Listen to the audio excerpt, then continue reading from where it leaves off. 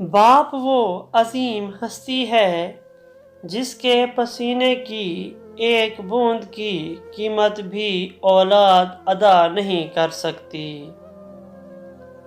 والد چاہے کتنا بوڑھا ہو، گھر کا سب سے مضبوط ستون ہوتا ہے۔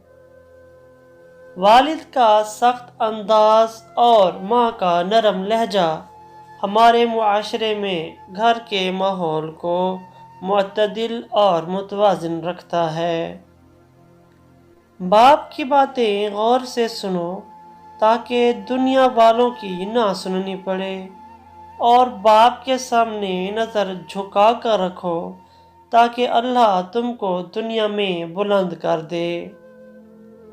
باپ کے آنسو تمہارے دکھ سے نہ گریں، ورنہ اللہ تم کو جنت سے گرا دے گا۔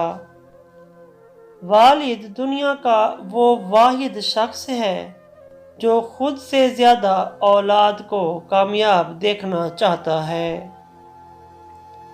باپ کا حکم مانو تاکہ خوشحال ہو سکو، باپ کی سختی برداشت کرو تاکہ باکمال ہو سکو۔ باپ کی موجودگی سورج کی مانند ہوتی ہے۔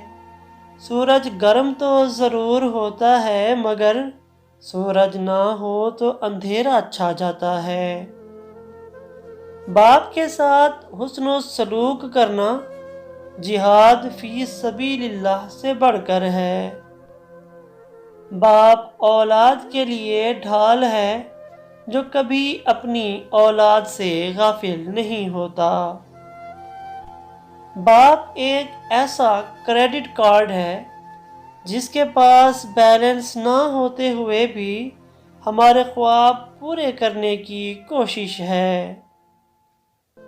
باپ ایک مقدس محافظ ہے جو ساری زندگی خاندان کی نگرانی کرتا ہے۔